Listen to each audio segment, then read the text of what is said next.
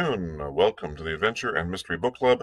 Happy New Year to you as we continue our live reading of The Princess of Mars by Edgar Rice Burroughs, the first of the John Carter Warlord of Mars books. So, another brief recap here as we talk about what's happened in the previous two chapters a couple of days ago.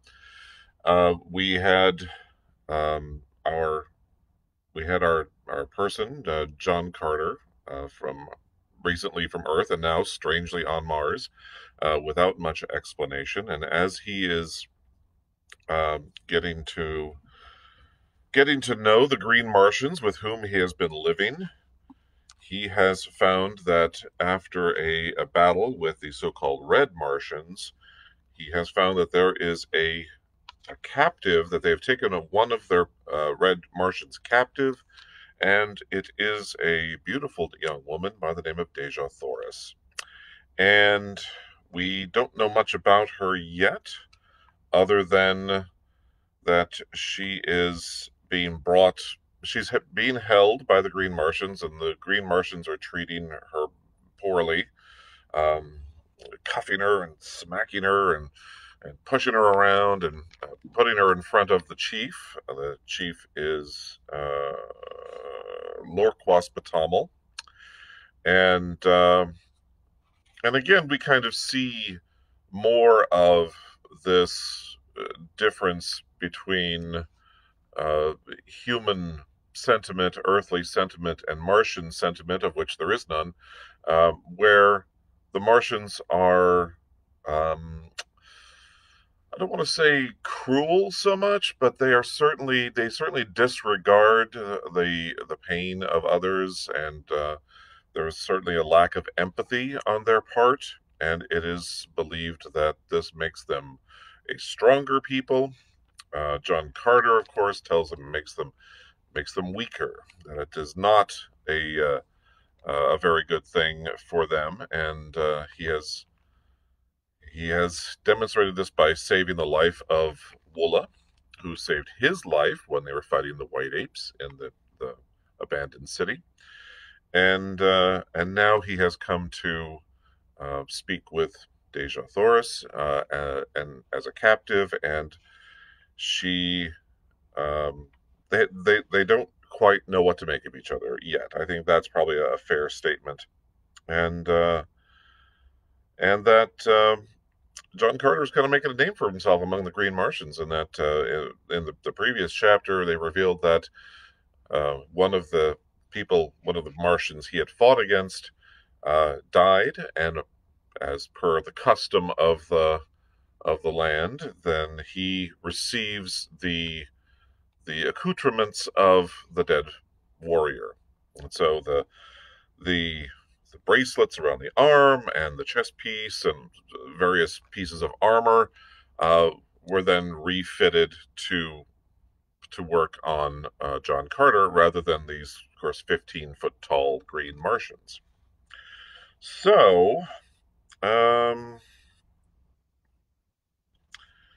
mean, obviously there's a lot more that's going on, but rather than go into and spend all of our time in recap, why don't we move forward and start chapter 11, which is entitled With Dejah Thoris.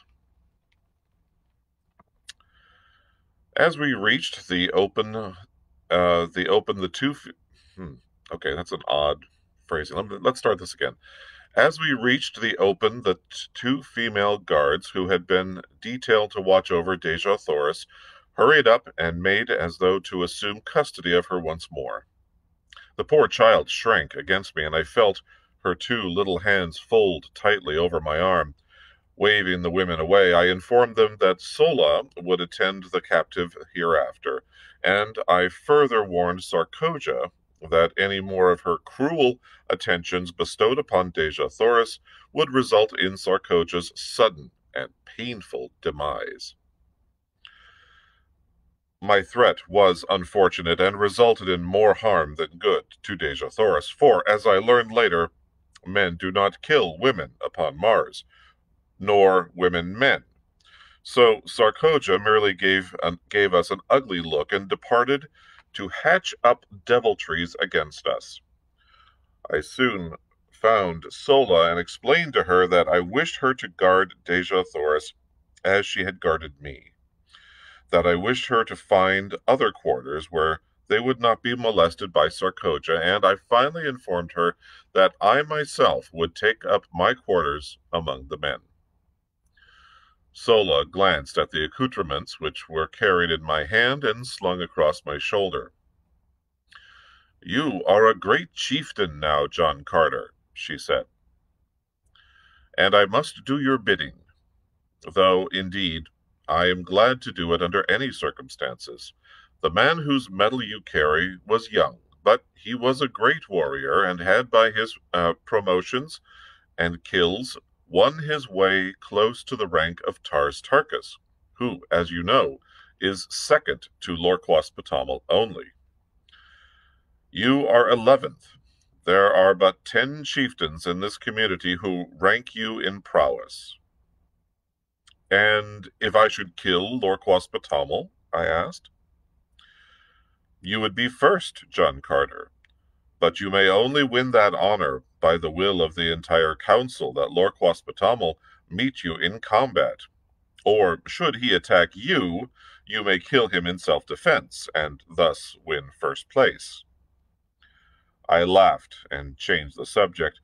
I had no particular desire to kill Lorquas Patamal, and less to be a Jed among the Tharks. I accompanied Sola and Dejah Thoris in a search for new quarters, which we found in a building nearer the audience chamber and of far more pretentious architecture than our former habitation. We also found in this building real sleeping apartments with ancient beds of highly wrought metal, swinging from enormous gold chains, depending from the marble ceilings. The decoration of the walls was most elaborate, and, unlike the frescoes in the other buildings I had examined, portrayed many human figures in the compositions. These were of people like myself, and of a much lighter color than Dejah Thoris. They were clad in graceful, flowing robes, highly ornamented with metal and jewels, and their luxuriant hair was of a beautiful golden and reddish bronze. The men were beardless, and only a few wore arms. The scenes depicted, for the most part, a fair-skinned, fair-haired people at play. Dejah Thoris clapped her hands with an exclamation of rapture as she gazed upon these magnificent works of art, wrought by a people long extinct, while Sola, on the other hand, apparently did not see them. We decided to use this room on the second floor and overlooking the plaza for Dejah Thoris and Sola, and another room adjoining and in the rear for the cooking and supplies. I then dispatched Sola to bring the bedding and such food and utensils as she might need, telling her that I would guard Dejah Thoris until her return.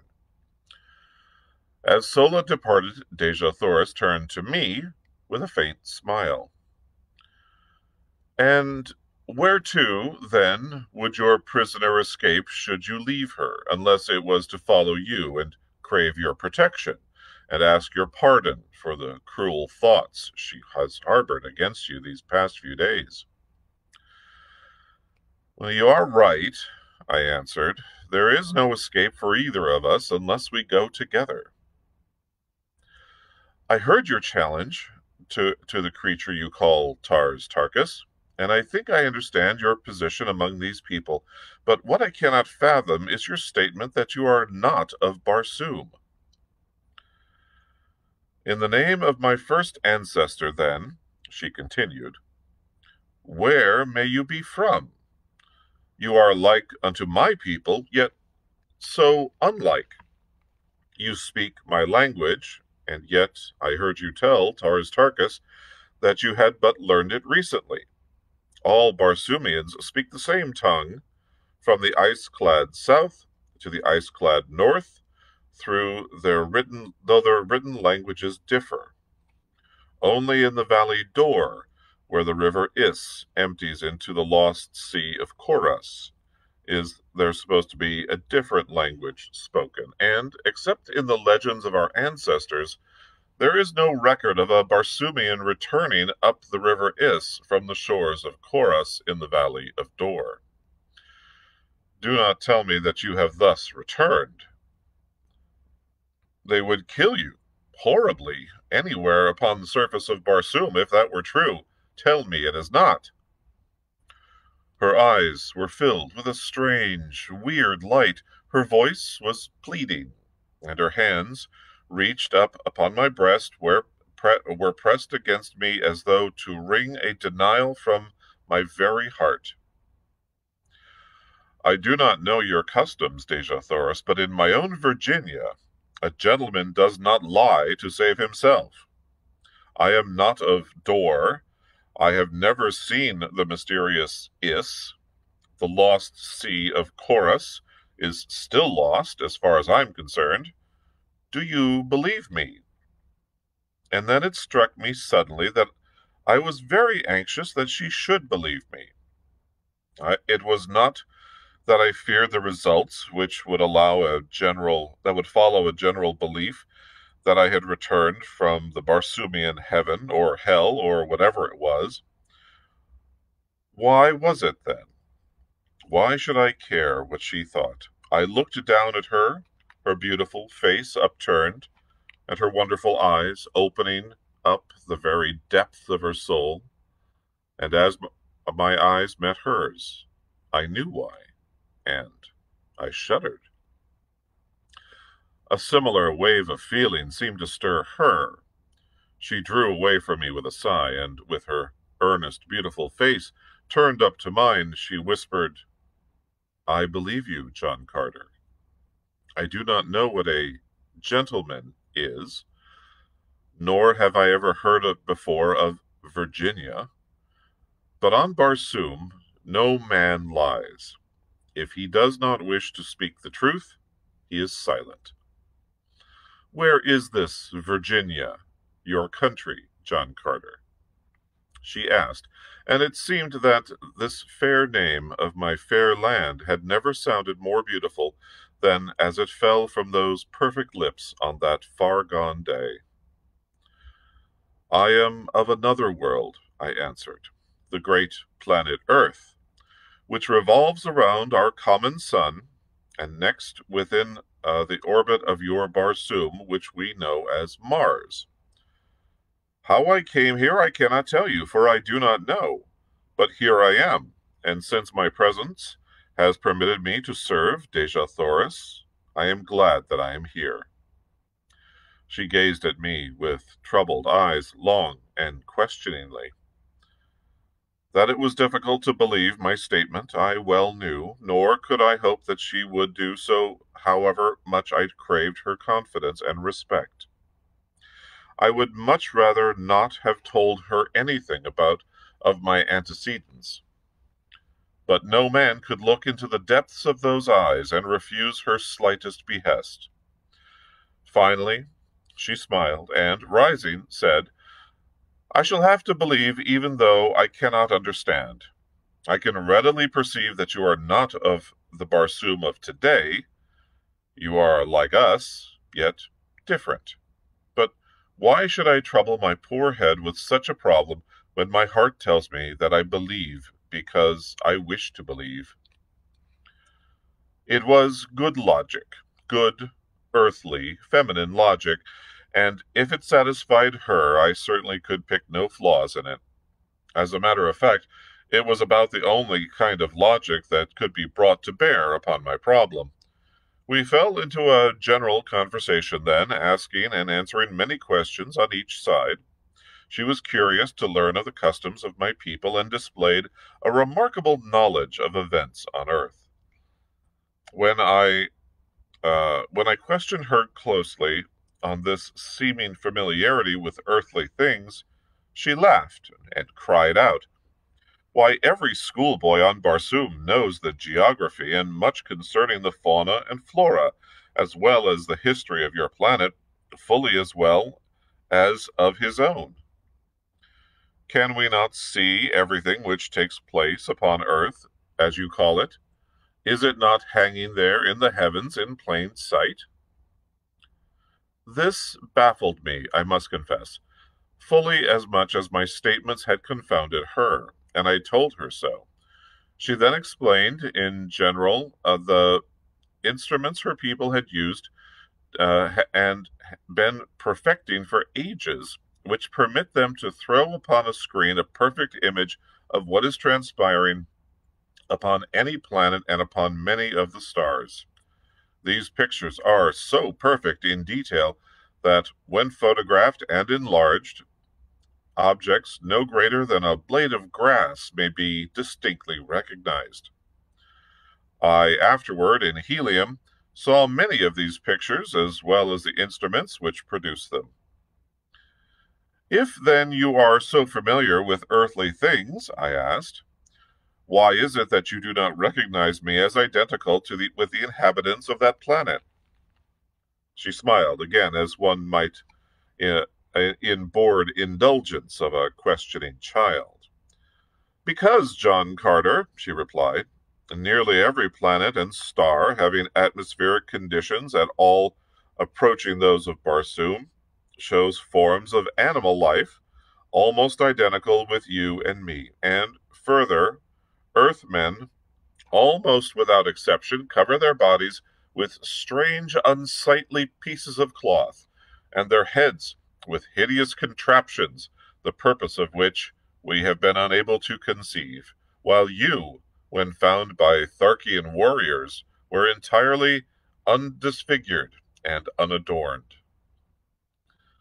The fact that you wore no ornaments is a strong proof of your unbarsoomian origin, while the absence of grotesque coverings might cause a doubt as to your earthliness. I then narrated the details of my departure from the earth, explaining that my body there lay fully clothed in all the, to her, strange garments of mundane dwellers. At this point, Sola returned with our meager belongings and her young Martian protege, who, of course, would have to share the quarters with them. Sola asked us if we had had a visitor during her absence, and seemed much surprised when we answered in the negative. It seemed that she had mounted the approach to the upper floors, where our quarters were located. She had met Sarkoja descending. We decided that she must have been eavesdropping, but as we could recall nothing of importance that had passed between us, we dismissed the matter as of little consequence, merely promising ourselves to be warned to the utmost caution in the future.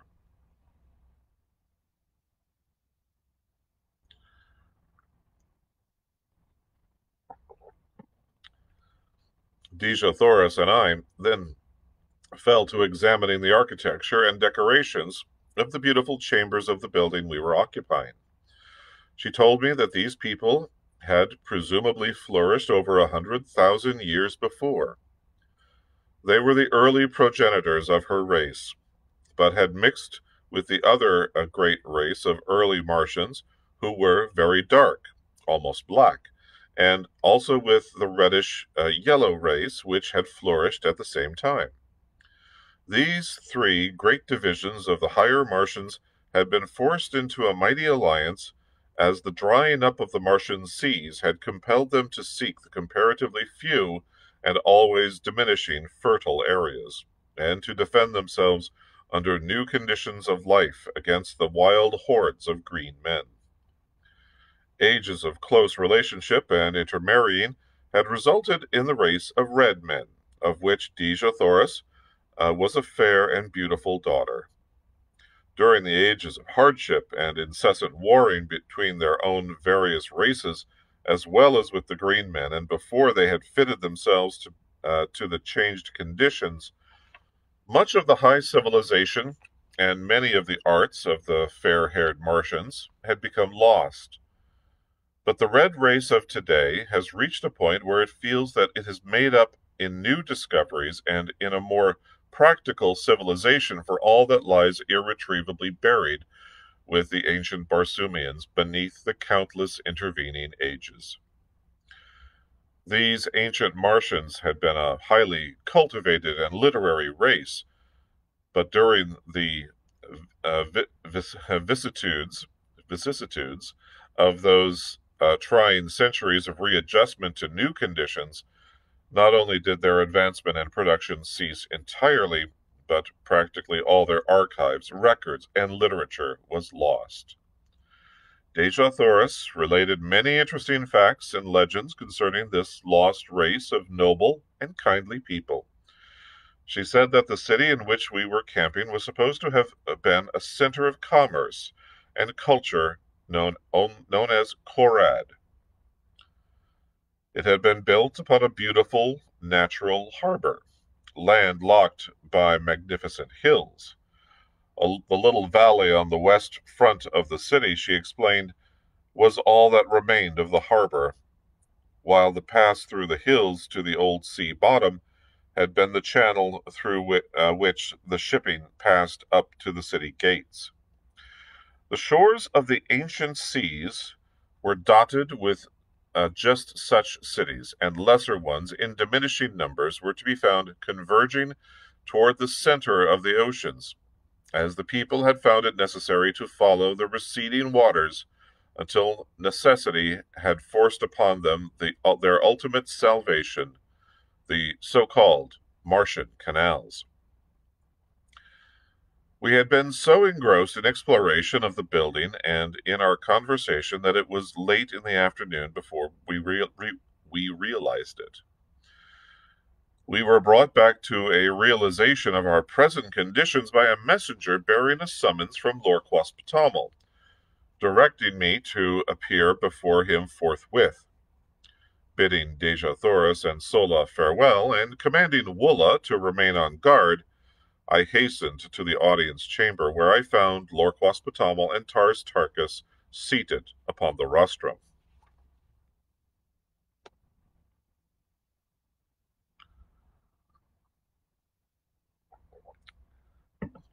Chapter 12, entitled A Prisoner with Power. As I entered and saluted, Lord Quaspatamal signaled me to advance, and fixing his great hideous eyes upon me, addressed me thus. You have been with us a few days, yet during that time you have, by your prowess, won a high position among us. Be that as it may, you are not one of us. You owe us no allegiance. Your position is a peculiar one, he continued. You are a prisoner, and yet you give commands which must be obeyed. You are an alien, and yet you are a Tharkian chieftain. You are a midget, and yet you can kill a mighty warrior with one blow of your fist. And now you are reported to have been plotting to escape with another prisoner of another race, a prisoner who, from her own admission, half believes you are returned from the Valley of Dor. Either one of these accusations, if proved, would be sufficient grounds for your execution. But we are a just people, and you shall have a trial on our return to Thark, if Tal Hajas so commands. But, he continued, in his fierce, guttural tones, if you run off with the red girl, it is I who shall have to account to Tal Hajas. It is I who shall have to face Tars Tarkas and either demonstrate my right to command, or the metal of my dead carcass will go to a better man, for such is the custom of the Tharks. I have no quarrel with Tars Tarkas. Together we rule supreme the greatest of the lesser communities among the green men. We do not wish to fight between ourselves, and so if you were dead, John Carter, I should be glad. Under two conditions only, however, may you be killed by us without orders from Tal Hajas. In personal combat in self-defense, should you attack one of us, or were you apprehended in an attempt to escape. As a matter of justice, I must warn you that we only await one of these two excuses for ridding ourselves of so great a responsibility. The safe delivery of the Red Girl to Tal Hajus is of the greatest importance. Not in 1,000 years have the Tharks made such a capture. She is the granddaughter of the greatest of the Red Jedaks, who is also our bitterest enemy. I have spoken. The Red Girl told us that we were without the softer sentiments of humanity, but we are a just and truthful race. You may go. Turning, I left the audience chamber, so this was the beginning of Sarkoja's persecution. I knew that none other could be responsible for this report, which had reached the ears of Lorquas Patamal so quickly, and now I recalled those portions of our conversation which had touched upon escape and upon my origin. Sarkoja was, at this time, Tars Tarkas's oldest and most trusted female. As such, she was a mighty power behind the throne, for no warrior had the confidence of Lorquas Patamal to such an extent as did his ablest lieutenant, Tars Tarkas. However, instead of putting thoughts of possible escape from my mind, my audience with Lorquas Patamal only served to center my every faculty on this subject. Now, more than before, the absolute necessity for escape insofar as Dejah Thoris was concerned was impressed upon me, for I was convinced that some horrible fate awaited her at the headquarters of Tal Hajus.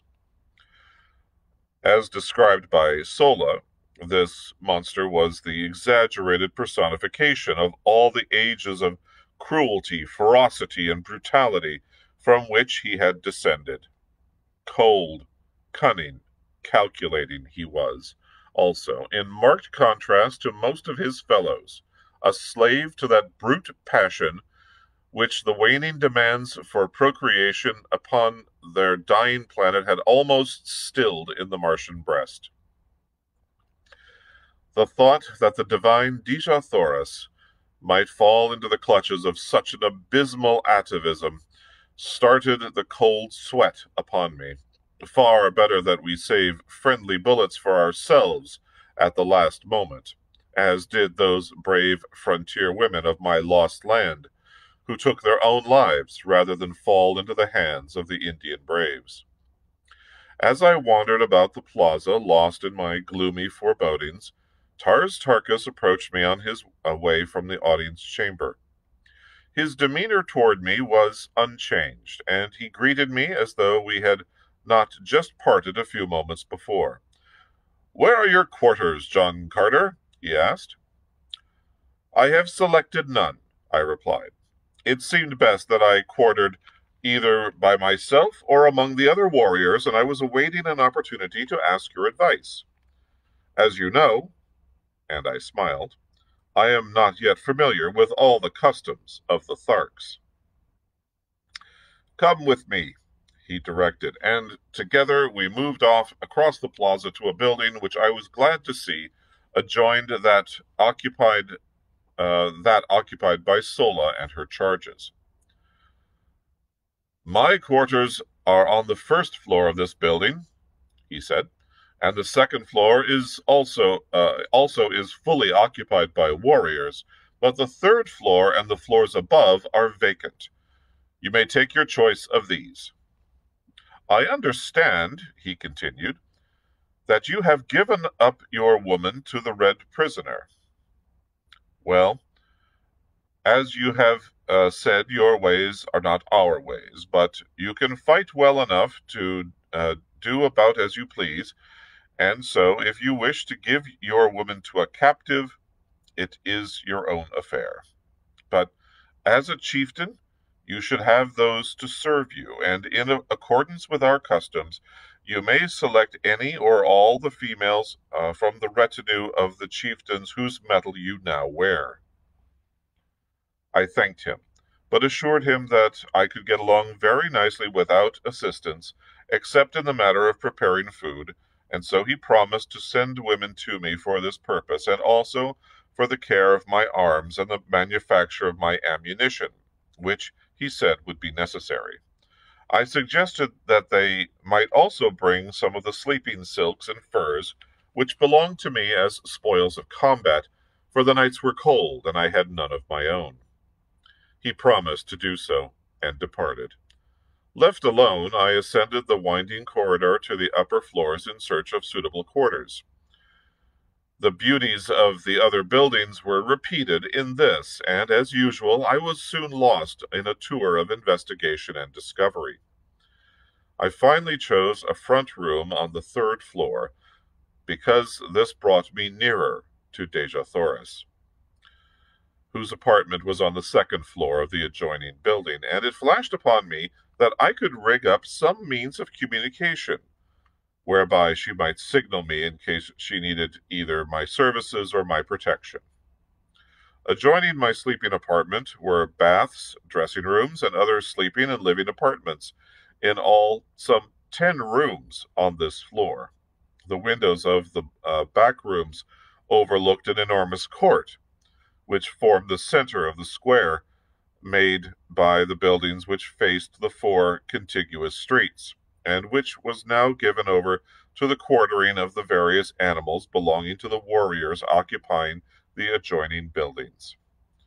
While the court was entirely overgrown with yellow moss-like vegetation, which blankets practically the entire surface of Mars, yet numerous fountains, statuary, benches, and pergola-like contraptions bore witness to the beauty which the court must have presented in bygone times, when graced by the fair-haired, laughing people whom stern and unalterable cosmic laws had driven not only from their homes, but from all except the vague legends of their descendants. One could easily picture the gorgeous foliage of the luxuriant Martian vegetation which once filled this scene with life and color, the graceful figures of the beautiful women, the straight and handsome men, the happy, frolicking children, all sunlight, happiness, and peace. It was difficult to realize that they had gone down through the ages of darkness, cruelty, and ignorance until their hereditary instincts of culture and humanitarianism had risen ascendant once more in the final composite race which now is dominant upon Mars. My thoughts were cut short by the advent of several young females bearing loads of weapons, silks, furs, jewels, cooking utensils, and casks of food and drink, including considerable loot from the aircraft. All this, it seemed, had been the property of the 2 chieftains I had slain, and now, by the customs of the Tharks, it had become mine. At my direction, they placed the stuff in one of the back rooms, and then departed, only to return with a second load, which they advised me constituted the balance of my goods. On the second trip, they were accompanied by 10 or 15 other women and youths, who, it seemed, formed the retinues of the 2 chieftains. They were not their families, nor their wives, nor their servants. The relationship was peculiar, and so unlike anything known to us that it is most difficult to describe. All property among the Green Martians is owned in common by the community, except the personal weapons, ornaments, and sleeping silks and furs of the individuals. These alone can claim undisputed right to, nor can he accumulate more of these than are required for his actual needs. The surplus he holds merely as custodian, and it is passed on to the younger members of the community as necessity demands. The women and children of a man's retinue may be likened to a military unit, for which he is responsible in various ways, as in matters of instruction, discipline, sustenance, and the exigencies of their continual roamings and their unending strife with other communities and with the Red Martians. His women are in no sense wives. The green Martians use no word corresponding in meaning to this earthly word.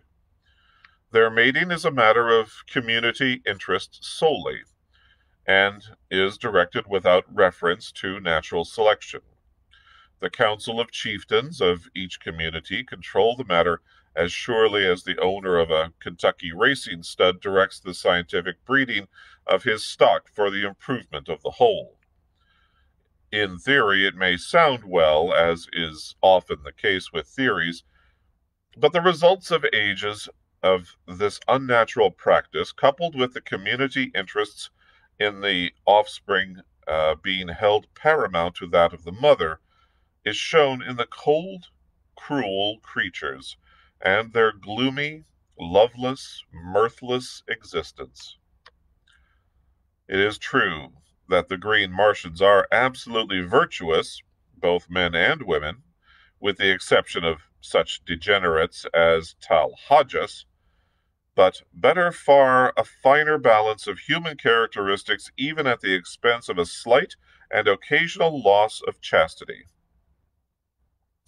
Finding that I must assume responsibility for these creatures whether I would or not, I made the best of it and directed them to find quarters on the upper floors, leaving the third floor to me.